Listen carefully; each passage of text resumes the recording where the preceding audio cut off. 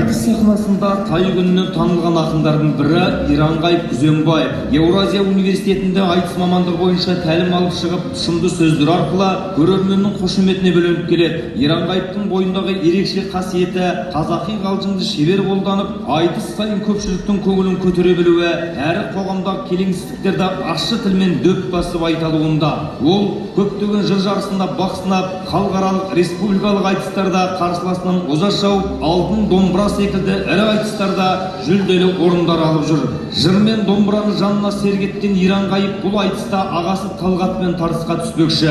Талғат тегеурінді, қайратты таланттың бірі. Иранғайып пен Талғаттың бүгінгі сөз бәсекесі нағыз қазақы айтыстың көрінісін аша біледі деген ойдамыз.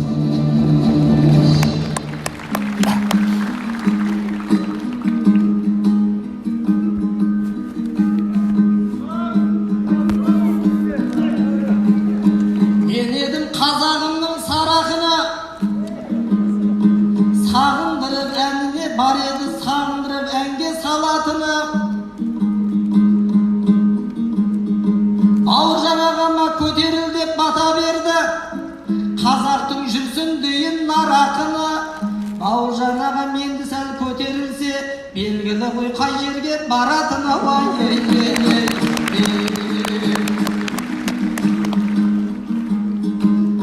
Тең ұстаз мықтылармен иығымды, бағындырсам арман не биігімді. Нұр-Сұлтаннан келген соң ат терлетіп, нұрландырып кетейін жиынымды.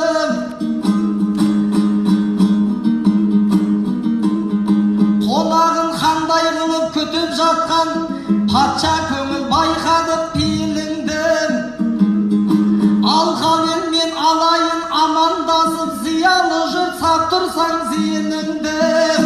Аллатымен бәріңе сәлем бердім, аса қамқор ерекше мейірімдім. Еткенсеңдер айтысқа демалайын, бісміллә деп тізгінді мен алайын. Сәлемді беру сүннет, алу міндет, ассалаумағалейкум деп алайын. Уағалейкум әссәләм дегін келсе, жауабын шапалақпен бер ағайын.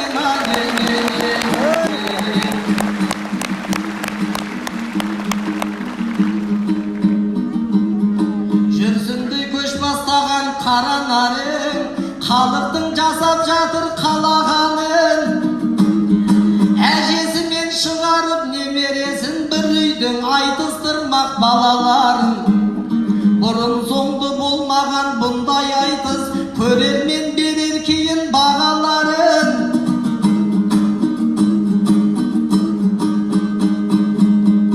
Немересін жетектеп алып келді, егеу қандай аяулы аналары. Айтсат әкесімен көрсетіп бауырынан жарағанын. Шіркін айтыры болса шығар меді оразалы оңғардай ағаларың. Жарықтық бар маңдайға сыймай беттау, ұзатпай кете барды араларын. Жаратқан жатқан жерін жайлы қылсын, пейіштің төретсеген паналарын. Бұл айтыстың мақсаты көрсету ғой, бір үйден біріне шақын тарағанын. Партияның мінекей арқасында айтыстың алып келді аламанын. Алматын ұлылардың отаны ғой, Марғасқа шыққан талай даналарым. Азаттықтың сен алтын бесігісің, ұлт үшін жанын берер әр адамым. Мың жылдық тарихы бар шаһарсың сен, жер жанаты деп айтқан бабаларым. Ажарын тарқамасын әз алматы, назары түскен Алла тағаланың.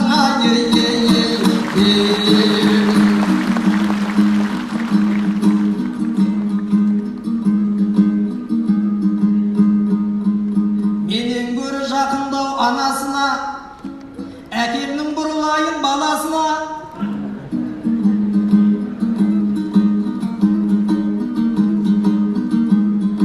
Ағамды ел алдында көп қинамай жеткенім дұрыс болар бағасына.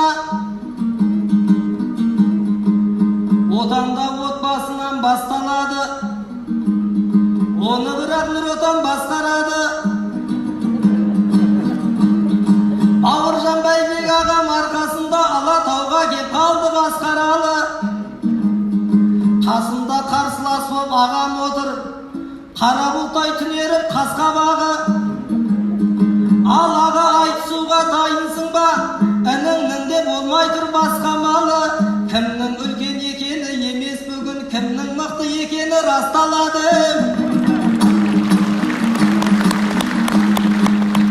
Кезінде сен Казгуде оқып едің, Алматының болам деп бас маманы.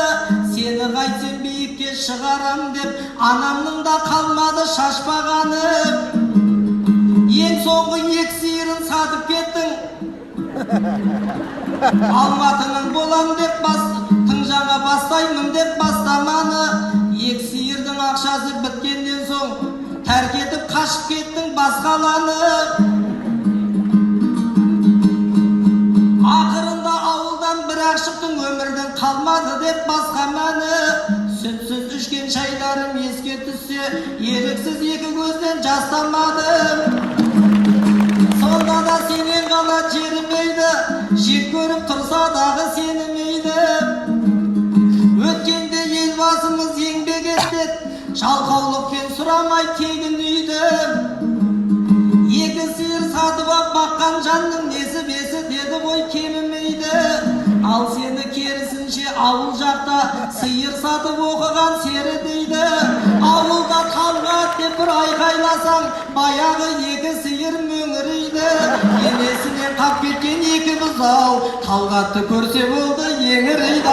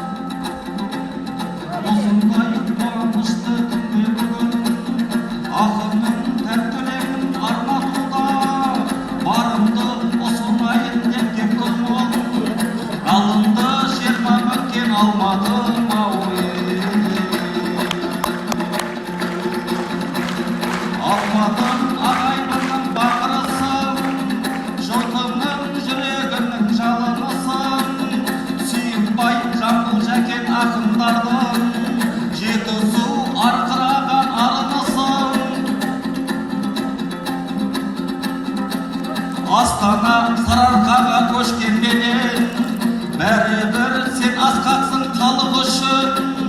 Елорда жүрек болса сол жүрекке, Алматы қанайдайтын тамырысың.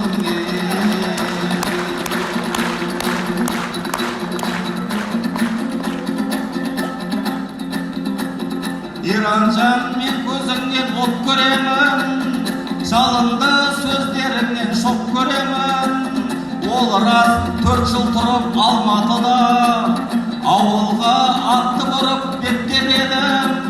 Ауылға барғаннан соң қарап жүрмей, бір шама істі жүріп реттеп едім. Жолына салып сені ақындықтың, саған да тиді менің көп көмегім. Алматы қаласының қашқыны деп, сенің абыройымды төккеме менің. Ауылға неге кеттің десеңіздер, мен қазір жауабымды дөп беремін. Анамның табанының астындағы жұмақтың кілтін іздеп кеткен едім.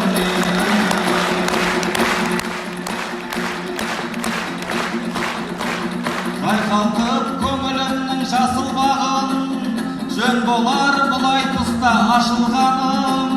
Үйімде 65-те ағанам бар, сол менің киелім деп бас ұрғаным. Қазынасы бар дейді ғой қарты бардың, баталып сол анамнан жасындадым. Жұпыны көрінгенмен жұртқа бұлай, мен деген қазынаның қасындамын. Жетісу жазиралы береме емес пе?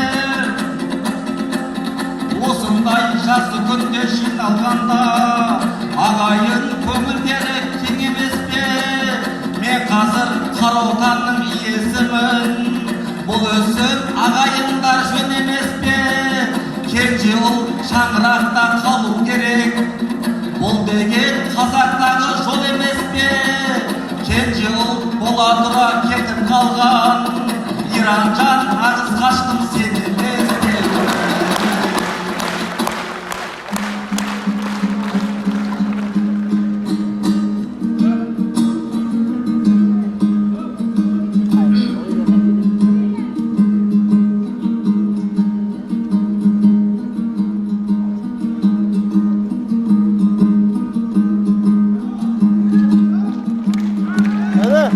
Жарайды, сен мықтысың, мен осалмын.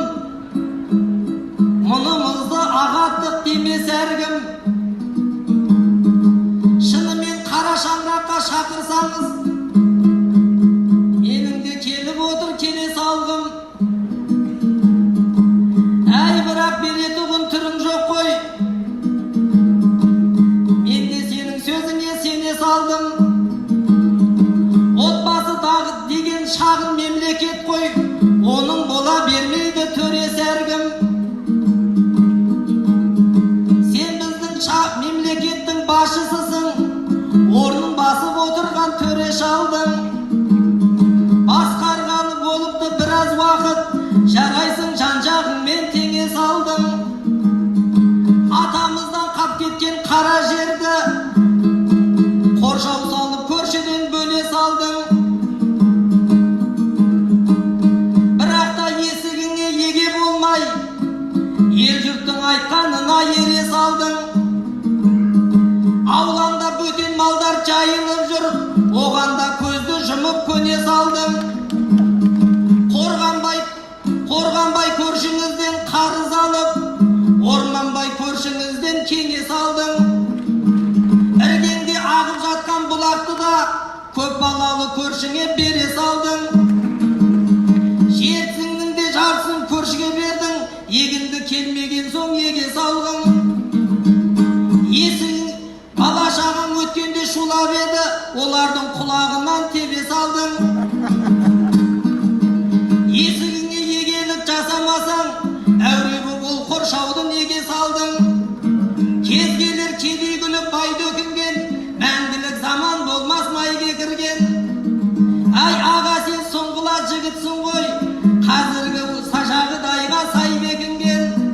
Сонда да сізге сенім артып жүрміз, жағдайды жасайды деп жайлетумен. Ұлтарақтай жергеге бола алмасаң, ұрпағыңа қарайсың қайбетіңмен. Ауылда сені бәрі дүрдейді ғой, атқа да тегін адам мінбейді ғой. Сен бізді басқарғалы біраз болды, дұрыстап басқарсаңыз бір мейлі ғой. Шаршасаңыз орныңа мен барайын, ізіңді інің бас сен күлмейді ғой. Қара шаңыраққа барса егер кенже бала, ағайын нұр үстінен нұр дейді ғой. Әйтпесе не бір өсек естіп жүрмін дейсің бе, інім оны білмейді ғой. Үлкен үйде қайтсем де қаламын деп, үлкен қызың дәметіп жүр дейді ғой.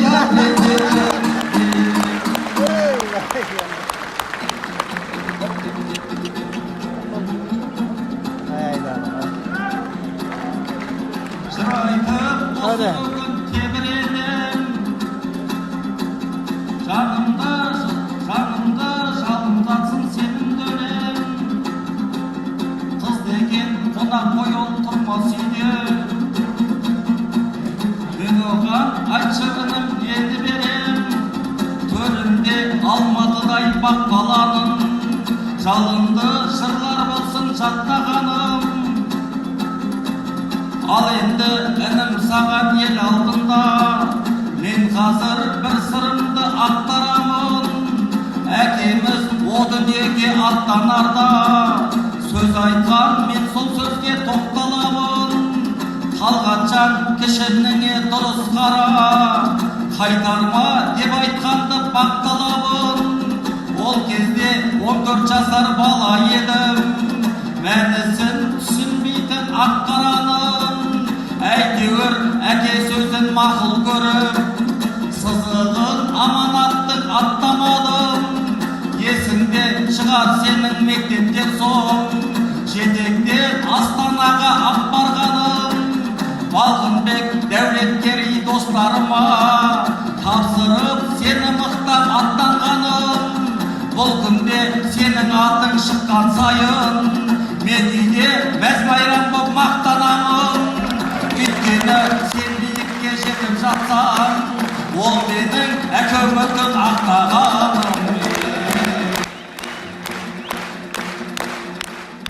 Құрылған саған інім қандасым деп, жарқ еткен нар кескендей алмасым деп, мен әке аманатын орындадым. Айтамын сен өзімнің жалғасым деп, ал енді анам саған сәлем айтты. Қалыспай менімен бір самғасын деп, самғасын қалықтасын дегенменен, ағаның жағасынан алмасын деп, ерліктің жөн осы деп есі кетіп, ер жұрттың табасына қалмасын деп.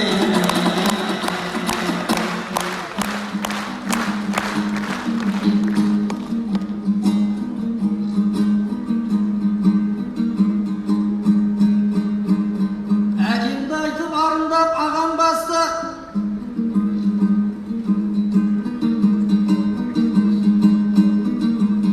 тауып айтып жатыр ғой таба алмасты. Анам саған білдірмей білесің бе, маған да ақырындат деп хабарласты. Айтатын ақыныңның жыры дайын, айтар сөзді айтқызбай ұғынайын. Екеумізді отырған айтыстырып, мен енді дәу көкеме бұрылайын. Жүрсін көкем бізге де күліп қойсын, менің сөзіме құлағында тұрып қойсын. Бір нәрсені ұмытып барады екем, білмейтіндер бұл жайды біліп қойсын. Бүгін Ерман Жүрсіннің туған күні, ағайын шапалағын ұрып қойсын. Туған күн құтты болсын деп айтамын, Ерман Жүрсін дегенің жігіт қойшын. Туған күннің иесі рұқсат болса, қанеки орынынан тұрып қойсын.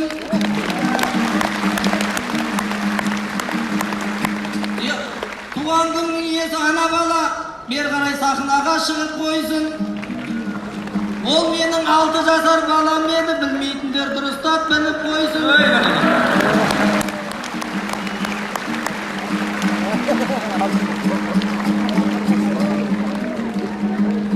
Осы баладан үміттеніп жүресіз ғой. Осы деп сөзіме ағамлар түресіз ғой.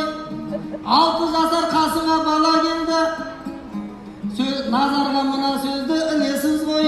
60-тан асып кеткен жасыңыз бар, не істеу керектігін білесіз ғой.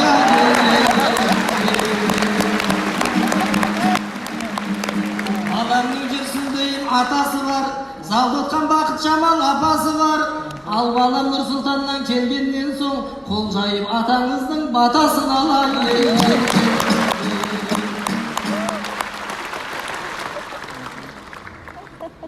Айналайын, өмір жасың ұзақ болсын, өмір сапарың ұзақ болсын, жақсы оқыл, көр азамат бол. Қол жай. Жақсы ма? Айналайын, бақытты бол, қазақтың мен деген азаматы бол, болашақ сендерді айналайын.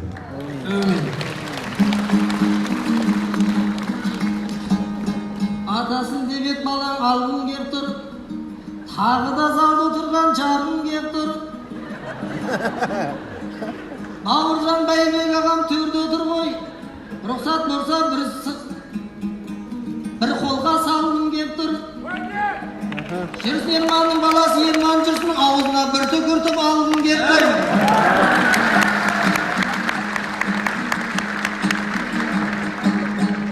Қашы аузыңызда бар еді шүкіріңіз, Бауыржан аға бөлек қой бітіміңіз. сахнаның еркесі болғаннан соң не істесек те дәл бүгін құқылымыз. Қасыңызға балам міне бара жатыр, жақсылап аузына түкіріңіз.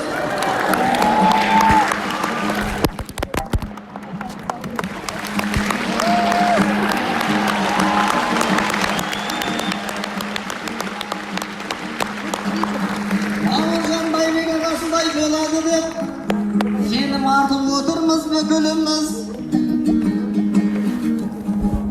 Жер тараған мінекей кекілі ғой, әзілдескен ортада екіні ғой. Бұл бала кім деп аға таңғалмаңыз, болашақ Нұр Отанның өкілі ғой.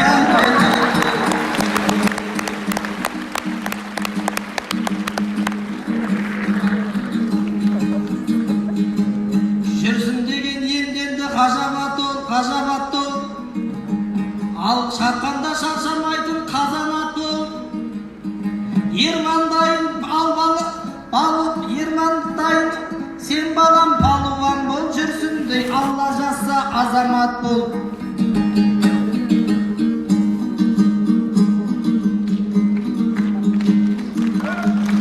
Жан балам жүрсіндейін ақын болшы, Бауыржан Байбектейін әкім болшы. Ақын бол, әкім болшы, бәрі бірдей. Ең солардан ел жұртыңа жақын болшы. Сен менің тұла бойым тылсымымсың, сен менің ашулансам қырсығымсың. Сен менің еркелетсем ерманымсың, сен менің сағынғанда жүрсінімсің.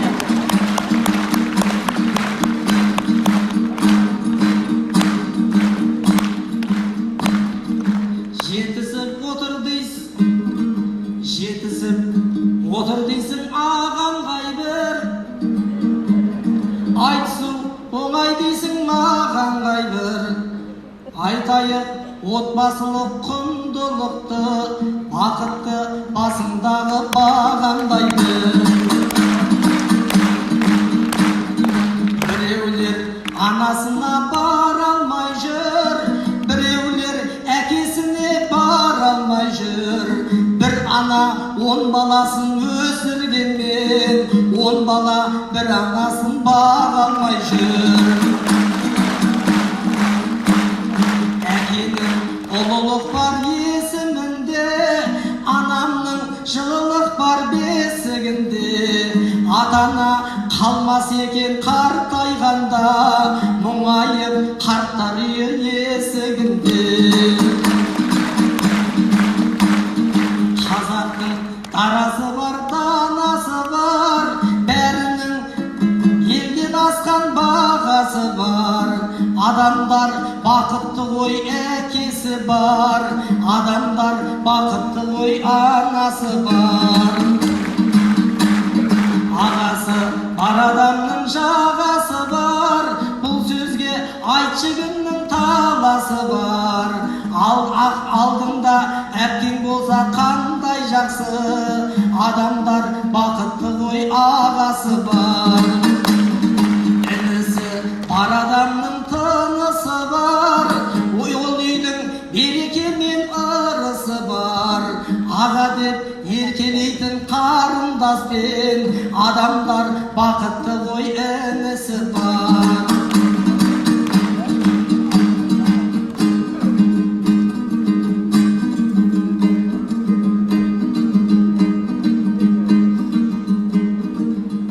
Ағасы бар адамның жағасы бар, ағамның дәл осындай бағасы бар. Інің жасайтынын барлығын жасап болды, оған кімнің айтшенді таласы бар. Алдыңды орайым деген ойымда жоқ, оған куә Алматы қаласы бар. Әйтпесе бұл үніңді білесің ғой, озам десе озатын шамасы бар.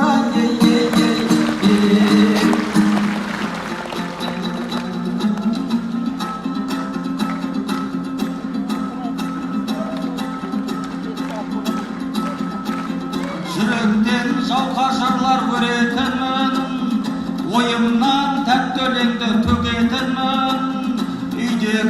артымдағы үш қарамның ішінде сені жақсы көретінмін. Қай жерде айтыспенен күрес болса, сол жерге сені ертіп келетінмін. Сен бұрын сахнада жүргеніңде, мен залда уайым қайғы жеп отырдым. Ал бүгін уайым қайғы жемейін деп, қасыңа қарсылас боп кеп отырмын. Бұрында сен жеңсең деп тілеуші едім, ал бүгін өзім жеңсем деп отырмын.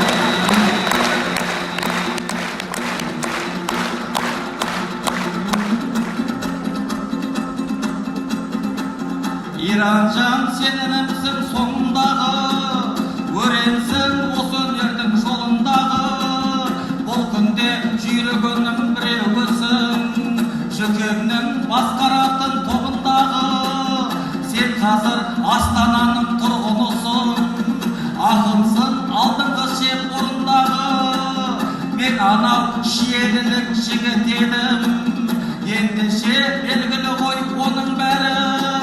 Көшеге сен танымал болғаныңмен, шешеге мен жақынмын қолында.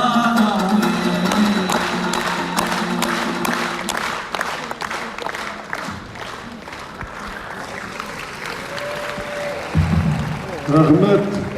Алғашқы айтысы оңай емес.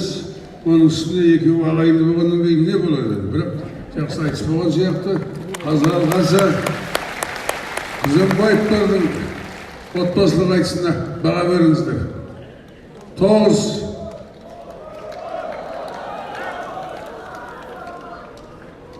Аманжол көтерсе. 9, 10, 9, 8, 10, 10, 10, 9. Бүгін ба жазды?